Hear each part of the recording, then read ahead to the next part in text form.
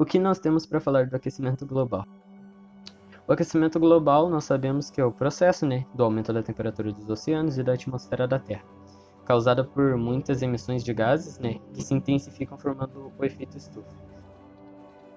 Todo o processo do efeito estufa é originado por atividades humanas, não tem como a gente negar.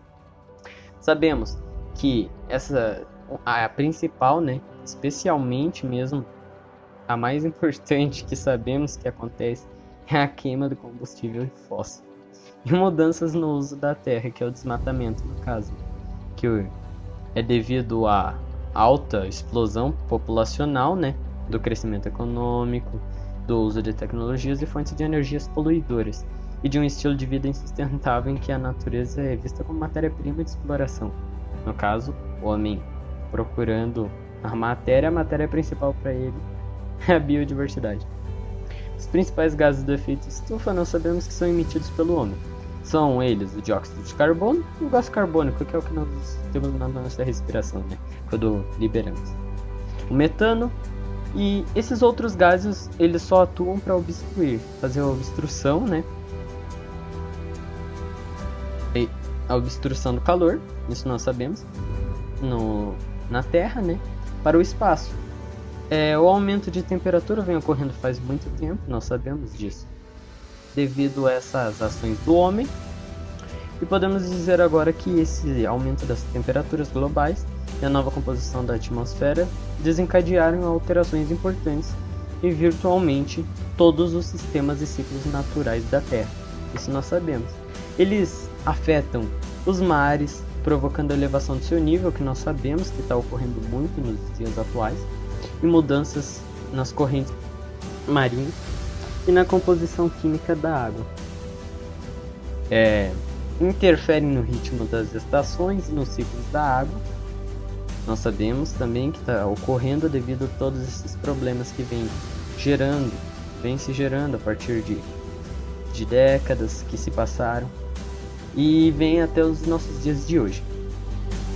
Causam os desgelos das calotas polares, do solo congelado das regiões frias, e dos glaciares de montanha, modificando o ecossistema e reduzindo a disponibilidade de água potável.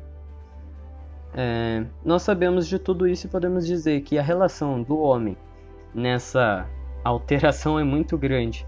O homem começou a desencadear esses problemas devido à sua soberba de querer crescer, trazendo consigo muitos problemas para a nossa atmosfera. Não sabemos se é algo consciente, mas podemos dizer que isso pode ser evitado. E essa é a relação que tem do efeito estufa com o aquecimento global e a ação do homem por trás. Os principais gases que contribuem para o aumento do efeito estufa são CO2, responsável por cerca de 60% do efeito estufa, cuja permanência na atmosfera é de pelo menos 70 anos. O dióxido de carbono é proveniente da queima de combustíveis fósseis, como carvão mineral, petróleo, gás natural ou turfa. É proveniente também de queimadas e desmatamentos, que destroem reservatórios naturais e sumidouros, que têm a propriedade de absorver o CO2 do ar. De acordo com o IPCC, as emissões globais de CO2 hoje são da ordem de 7,6 GT por ano, e a natureza não tem capacidade de absorção de todo esse volume, o que vem resultando em um aumento da concentração atmosférica mundial desses gases. N2O. Participando com cerca de 6% do efeito estufa, o óxido nitroso é liberado por micro-organismos no solo, por um processo denominado nitrificação, que libera igualmente nitrogênio. A concentração deste gás teve um enorme aumento devido ao uso de fertilizantes químicos, à queima de biomassa e ao desmatamento ou emissões de combustíveis fósseis. CFCs. Responsáveis por até 20% do efeito estufa, os clorofluorcarbonos são utilizados em geladeiras, aparelhos de ar-condicionado, isolamento térmico e espumas, como propelentes de aerosóis, além de outros usos comerciais e industriais. Como se sabe, esses gases reagem com o ozônio na estratosfera, decompondo e reduzindo assim a camada de ozônio que protege a vida na Terra dos nocivos raios ultravioletas.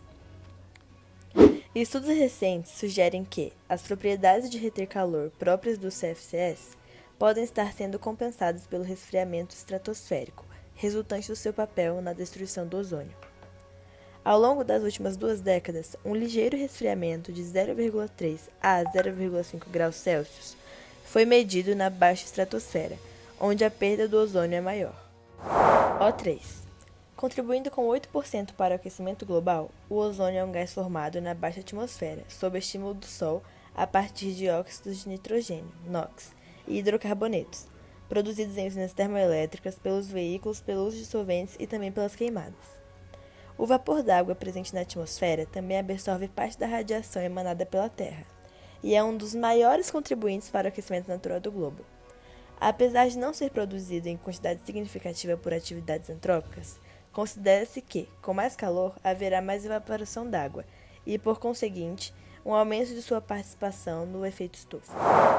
CH4. O metano é responsável por 15 a 20% do efeito estufa. É um componente primário do gás natural, também produzido por bactérias no aparelho digestivo do gado, aterro sanitário, plantações de arroz inundadas, mineração e queima de biomassa.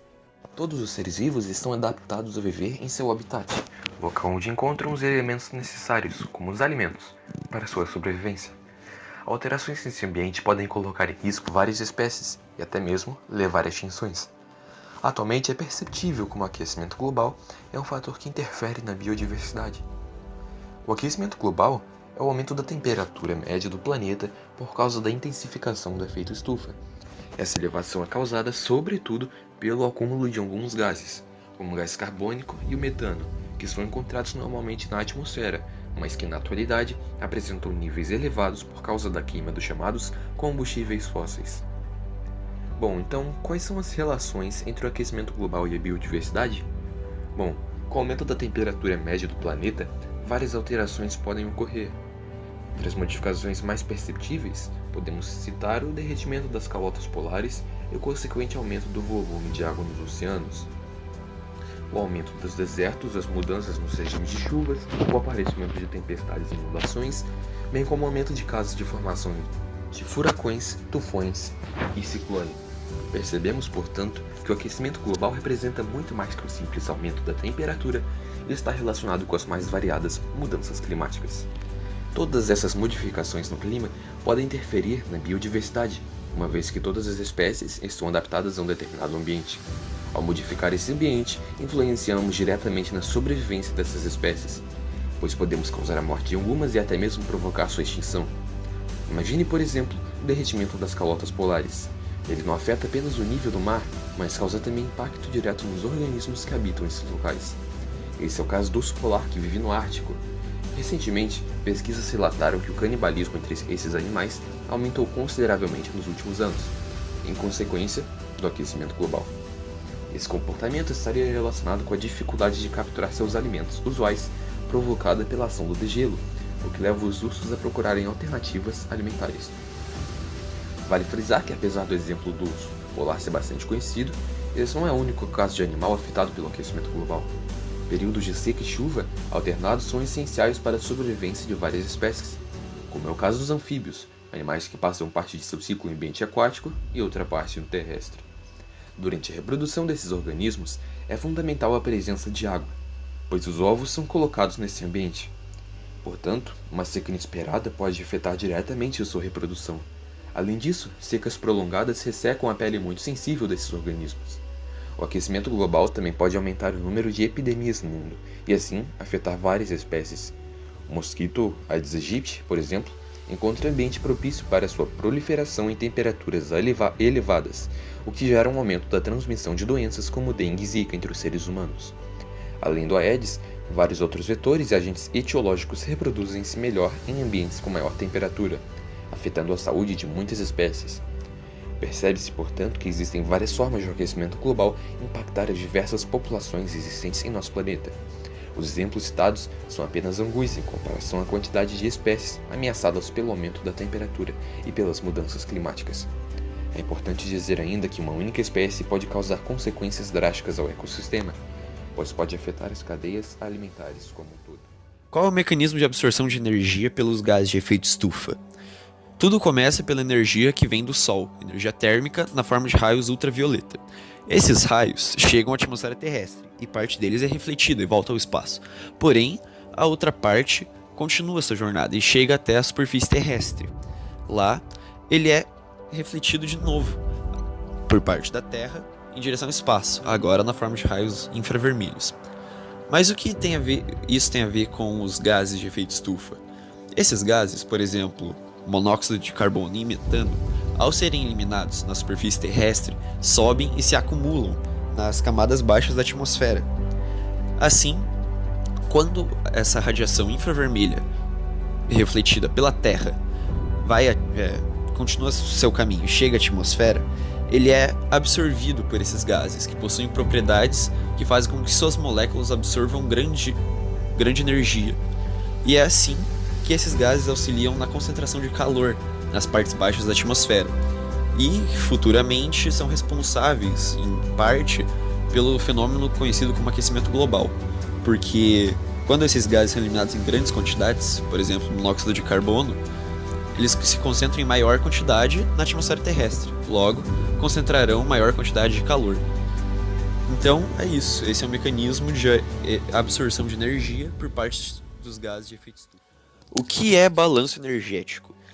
Balanço energético é a razão entre a quantidade de energia que entra na Terra, vinda do Sol, na forma de raios ultravioletas, e a quantidade de energia que deixa a Terra, na forma de raios infravermelhos.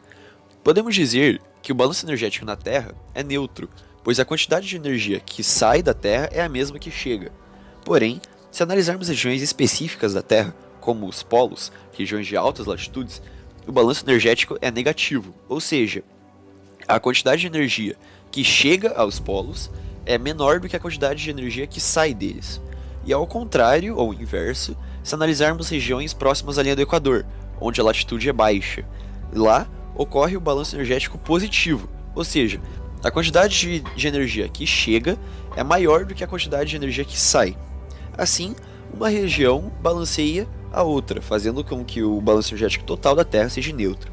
Porém, devido às ações do homem nos tempos contemporâneos, o balanço energético da Terra tem sido modificado, pois ações de gases estufa, por exemplo, fazem com que a energia que deveria sair da Terra fique na atmosfera.